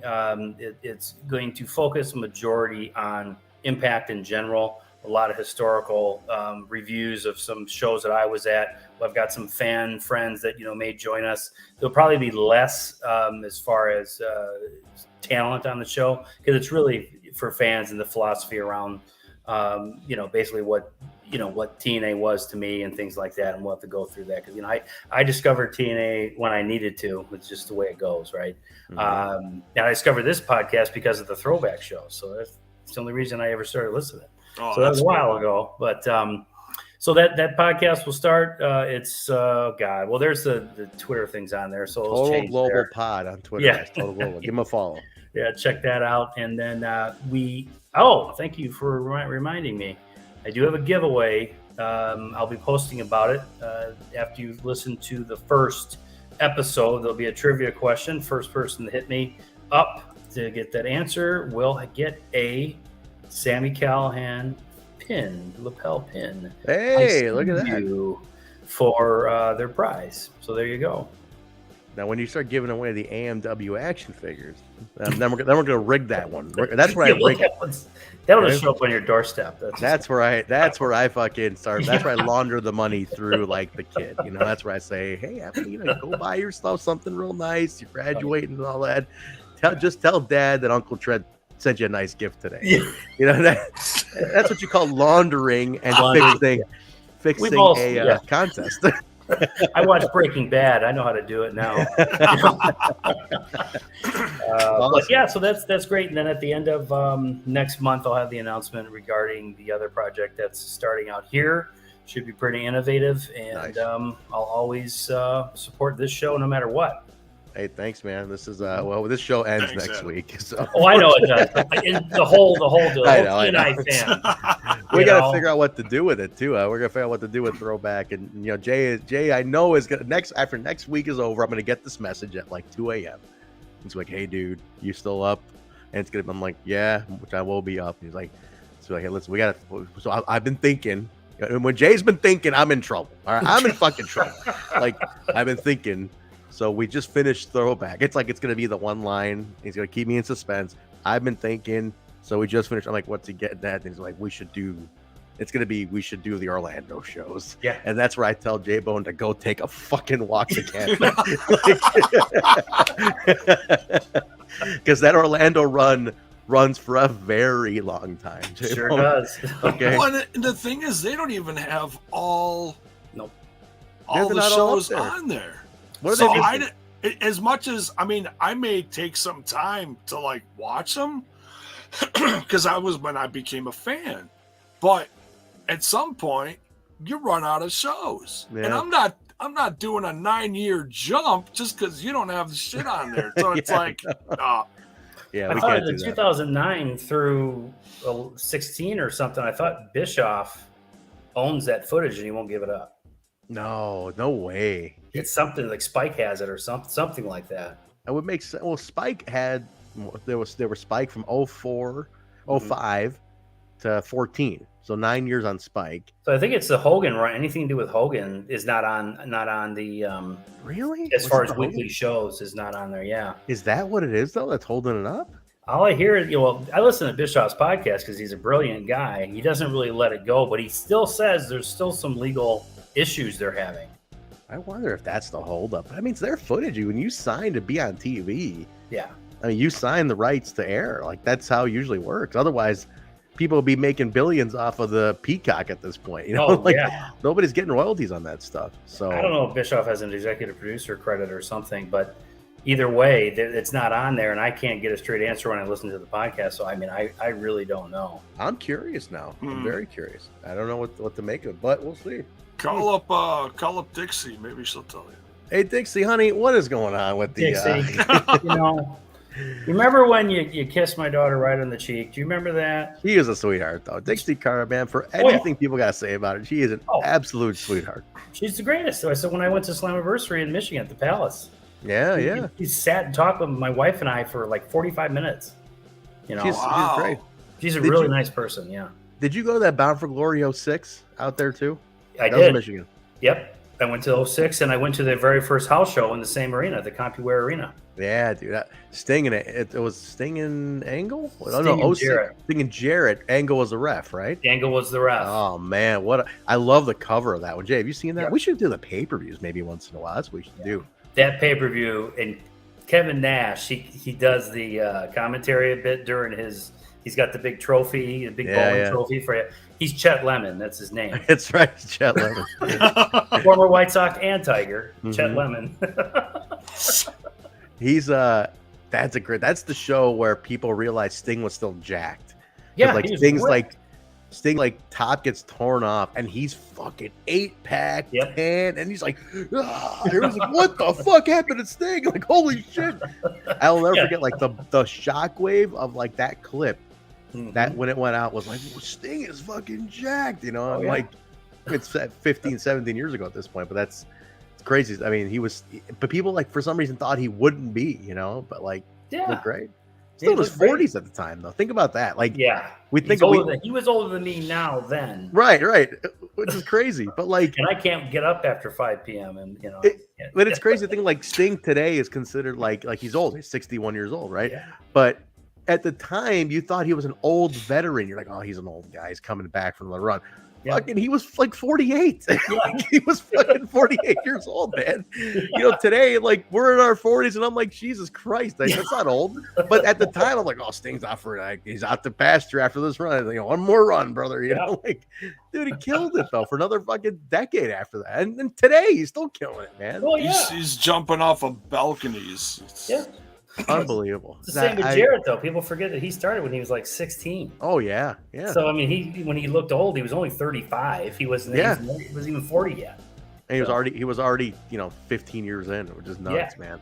If you watch old Memphis from like the mid 80s, you see a young Jeff Jarrett at 14 refereeing enhancement matches. That's right. I got the whole Memphis collection. You see a young kid, like, who's that fucking kid? It's Jeff Jarrett. That stuff. I love Memphis stuff. See, that's what I could do a podcast about that, but I don't know. Nobody would listen to it. But I love Memphis. I got the whole set from High Spots. They sold the entire Memphis set, and I bought the whole thing. I'm like, guys, give me a deal. Just sell me the whole thing on a flat rate. And they did. They gave me a flat rate for the whole thing. Is that the one that Corey Macklin put out, or was it? Yes. Okay, the Corey Macklin one. Yeah. Yeah, it was like they had the best of the arena matches and the best of Andy Kaufman in Memphis. And then it was like the Jarrett years, and the Jerry Jarrett versus Bill Dundee feud. It was like tons of shit. Oh, it's great stuff. They had when WWF came in 93, 94. They came in and were doing. They weren't jobbing, but they were working there. They were working. Shit, Crush was a champion. Vince McMahon did a heel, his first heel run. Yeah, they tested the heel McMahon character in Memphis, and he was a dick, like a real dick. I think it was to work. It was bad. He wasn't. I don't think he was working at all. He was getting up out of the chair and kicking guys and shit. It was pretty amazing. Vince worked the indies, brother. Yeah. You can't say he didn't pay his dues on the indies. He paid his dues. This is a great idea. Do the spin cycle episode. If we can find them. Holy shit, those were man. Fun. With those were great. Jay, your buddy Cal Hero was on one of these as a little kid. Yeah. On the spin cycle. Yeah. He's on that, yeah. I met Cal Hero. And this dates my relationship with my wife, because we were dating back then, and David, his dad, was shopping with Cal, and David was on TV at the time with Damian Nelson doing the PWR report. Yeah. Great stuff. And they're shopping for I don't know, the gimmick stuff in the toy section, and I'm looking for figs. And I was like, holy shit, that's David Hero. And I said, hey, because David Hero's a big guy. Yeah, he is a big dude. I'm like, can I get a picture with you? Not even a second later, the words out of Cal Hero's mouth, would you like me to take the picture? I'm like, this kid. I'm like, wow, that'd be great. Thank you so much. And now he's wrestling. It's unbelievable. Dave's a real nice guy. He's a real sweet guy. He's just a big giant, but real nice guy. We've done some stuff with him, and He's recommended talent to us at AEW and stuff. So he's a nice dude. He's the Milwaukee. He's like the promoter of Milwaukee. So Blizzard Brawl. Yeah, they just did the Hardy reunion thing 2 days ago. So good stuff. They did that. Well, not the Mecca, but it looked like a Mecca the last time I was down. Yeah, yeah. It's really the MLW would shoot there too. It's Jay. What's that building called? It's the one with the dome. That's the Waukesha. There it is. Yep. Expo Center, right? Yeah. Waukesha Expo. Yeah. Because he did a Blizzard Brawl with Tommy's, House of Hardcore. They do the joint show. Yeah. 10 minutes. 10 minutes from my house. They're doing a Control Your Narrative joint show also next. This Sunday. Not there. That one's north of here. Oh yeah, in Cedarburg. That's right. Yeah, but he's running it though. He's the local promoter. Right. That's when he doesn't do his bigger shows. That's where he runs his smaller shows. Is up in Cedarburg's a nice area though. Jeez. Nice, very nice. All right, we're getting off track here, but guys, listen. Thank you very much for joining us. That was 110. So next week is 111. That's the end of it. So watch if you're not watching these. We had a lot of new listeners to the Throwback Pod after last week. So, guys, go back, listen to some old stuff, catch up on what we did. But check out number 111. That's the final Asylum show. And I noticed like the numbering pattern on some of the results sites is all off. It's all wonky. They consider 115 to be the end. We're following the official Impact numbering pattern. And 111 is the last one. Because what happened is some of the results sites count the recap episodes and the Christmas rewind episodes. They were counting those. Impact didn't put those on the app. So there's officially 111 original episodes. Yeah, that's what we did. So 111's the last one. We're doing that. Official, baby. Officially done next week. So join us. Watch it on the app. If you can't get it on the app, I think there's still a hack on the website to watch the app for free. I think it's still there. But I'm sure there. I think I have 7 accounts so I can watch it. It's crazy, but check it out. But anything else? Closing stuff. Let's get the plugs in here. Adam, you did plug yours, Total Global Pod on Twitter. So guys, give them a follow. The contest is up this week. That's right. Sammy Callahan lapel pin. So check that out. Very cool. There you go. Jay, where can they follow you? You can find me over on the Twitter box at jbone5150. I'm never on there unless I'm promoting something, so it's an easy one to follow. No controversial BS. You can also follow me over on that other little podcast called Smash This Podcast on YouTube, Twitch, and wherever you get your podcast audio.